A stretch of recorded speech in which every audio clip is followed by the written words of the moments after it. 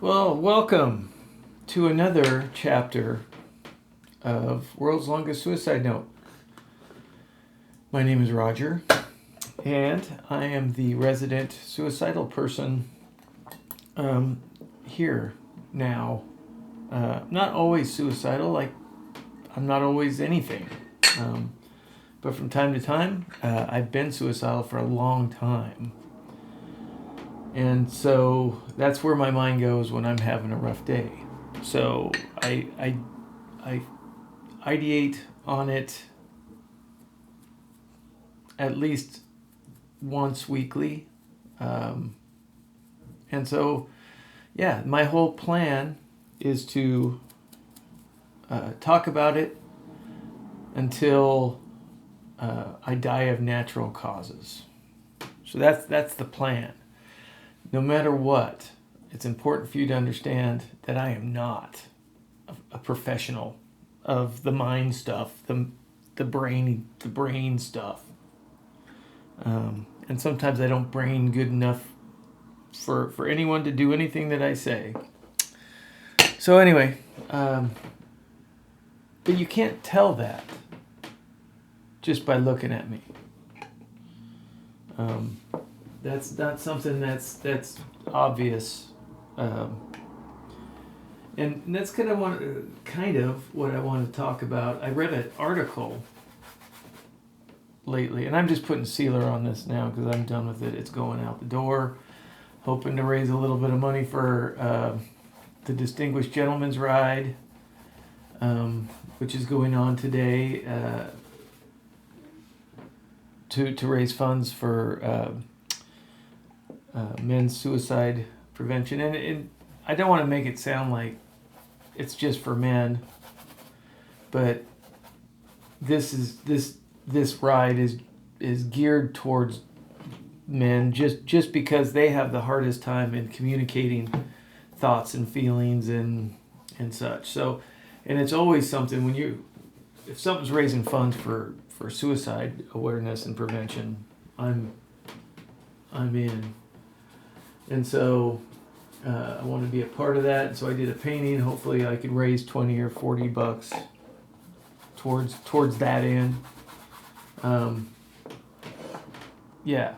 But anyway, I was reading this article, and I didn't even read the whole thing. Something distracted me. There was a squirrel or something, something shiny distracted me, and I didn't really read the whole thing. But the gist is there was a traveler who has a disability that's an invisible disability, meaning that it's not patently obvious that this person struggles with something. And again, I wanted to know what it was, but I didn't get there.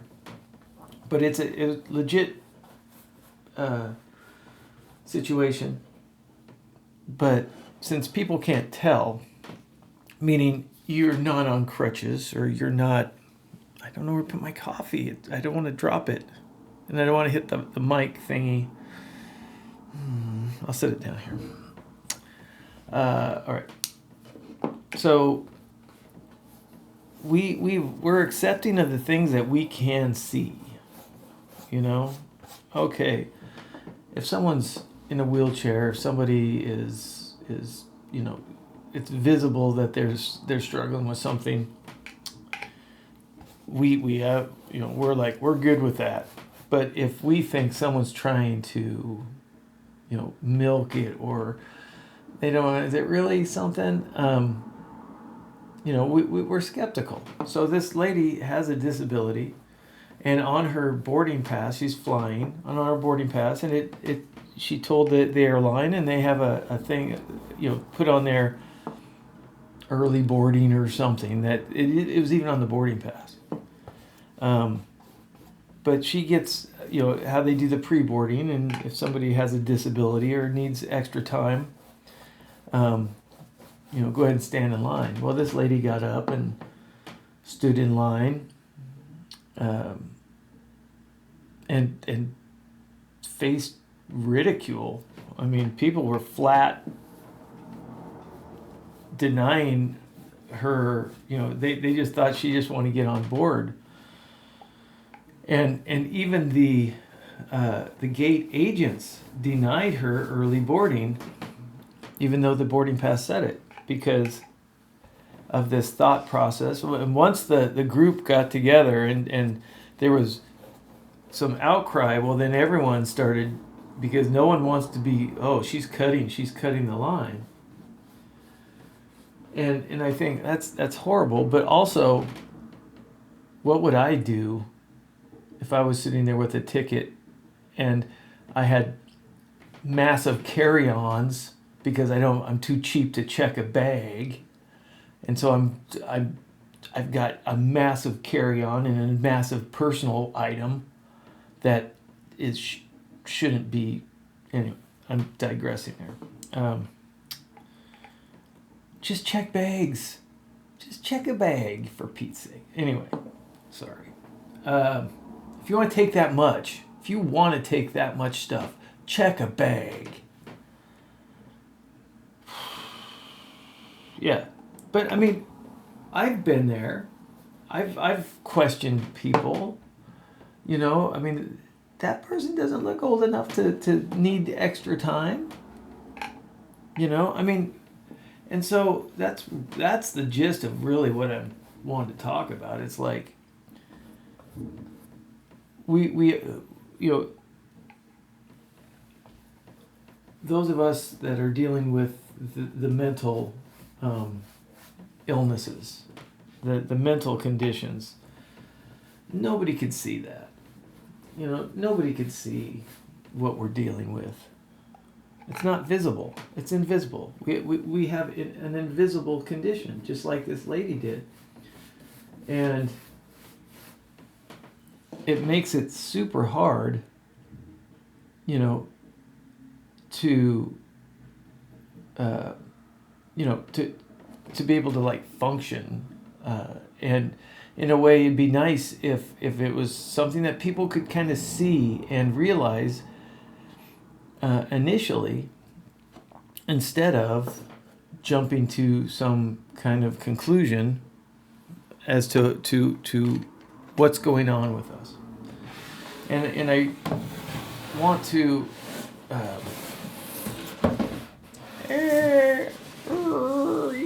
okay.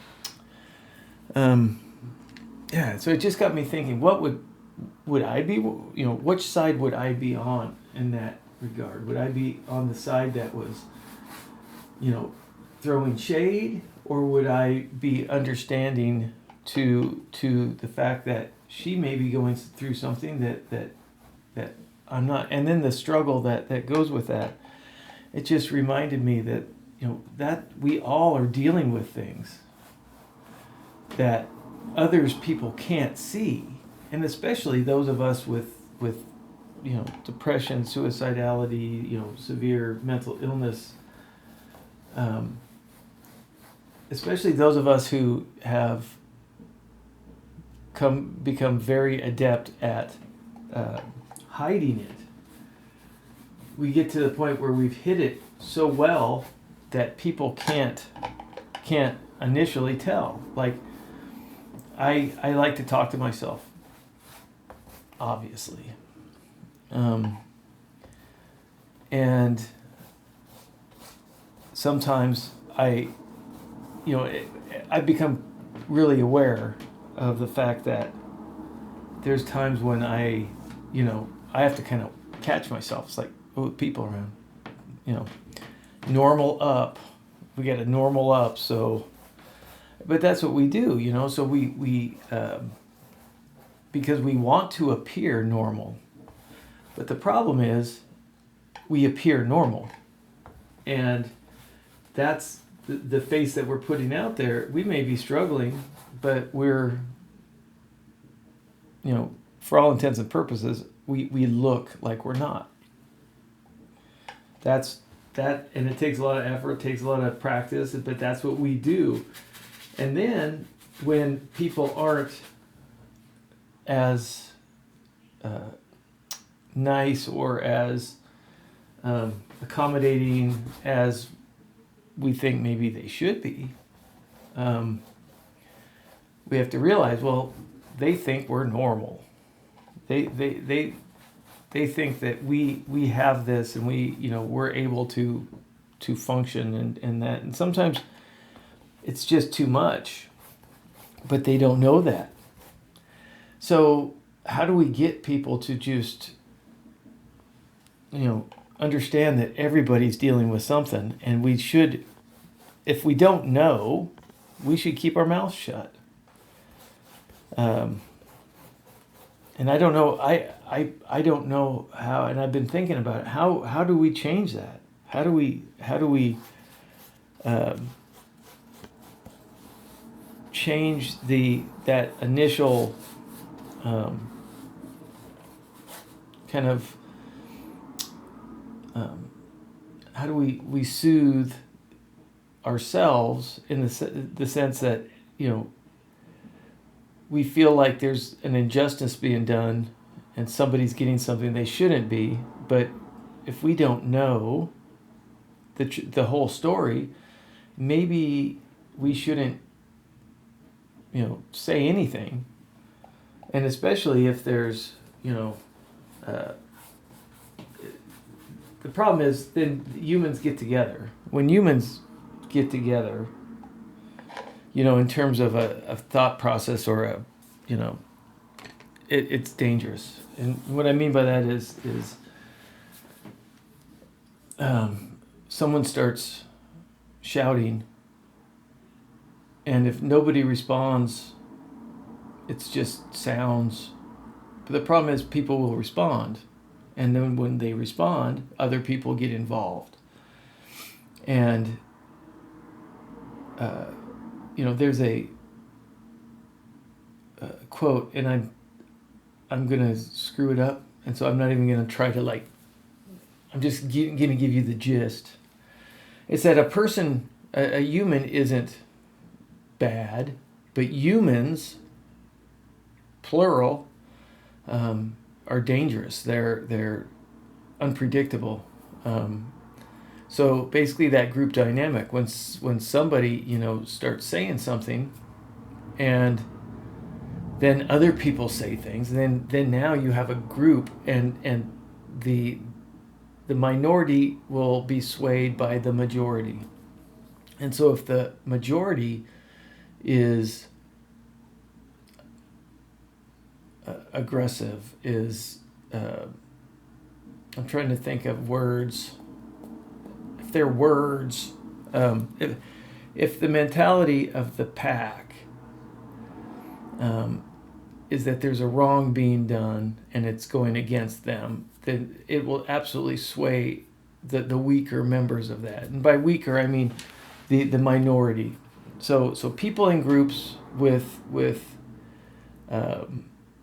leadership that perhaps isn't caring or understanding of people, but is very vocal. They will attract like-minded people, and even people who don't usually join into these kind of situations will. And before you know it, there's this person is feeling attacked from all around because there's people in the line. Yeah, I get to the back of the line. I did read that she had to go with boarding group 5, which if you got a bunch of bags, you're kind of screwed in boarding group 5 and above. I mean, I think one of them has a boarding group 8. I hope you don't even have big clothes on at that point, because you're not putting anything anywhere if you're in boarding group 8. But that's what happens. This person who had the right to for something was denied it because of perceptions. And we all know how dangerous those are when it comes to what we deal with. So, because we're all going through something. And if we all just said, we don't know what's going on, and it's not our job to know what's going on. So we're just going to let it happen, and not be a part of that discussion. Fine, perfect. And there's it doesn't cost you anything to do that. So, yeah, but I think it goes back to the real point that I want to make is that we should be communicating with people. I mean, she may not have wanted to say, "Look, I have this thing, and that's why," And I wish if I would have said, I mean, it wasn't. I mean, I'm sure it wasn't like I have, raging gonorrhea or something. You may not want to share that, but I mean, like, if it was me, I've learned to be open and honest with what's going on. So, I would say I have this, and that's why. And then with the idea that at least people would understand my side of the story instead of assuming that I'm just trying to get on and put my bags away before the rest of the losers get on the plane. So I think it's an important lesson for all of us to be open and honest and transparent, and to let not for the approval of people, not but for the understanding. And it helps. It makes us all understand better. If I was in that waiting room in the boarding area, and would have been seeing this, and she would have said, well, this is the reason why. I think everyone would have. First of all, the people who are vocal against it would feel stupid, which is always something that I think should happen. Is people should get their comeuppance. But that way it would encourage other people to speak up if they would have the same situation or have had experience and so it would create more of a community situation. I would love to see that. But I know it's difficult. It's hard, and this is a perfect example of why it's hard, is because people want to judge and they want to make sure that whatever it is that's going on falls within their hierarchy of proper and good and what's, in their own perspective. So that's why it's just critical that we do talk, and that we do, we're not making excuses. This is not about, an excuse to why something is the way it is. It is what we are living with, what we are dealing with, and it should be shared, and it should be shared openly, and it should be met with understanding and support. That's the world that I want to live in. That's the world I want to help create, is one that is accepting and is kind, and that starts with me, because in this situation, I put myself in there, and it's like, why are they getting on before me? What, that's how we're made, but we need to be better than that. So anyway, always be talking, always be fighting. Yeah, and we'll see you in the next one. Have an amazing day. Take good care.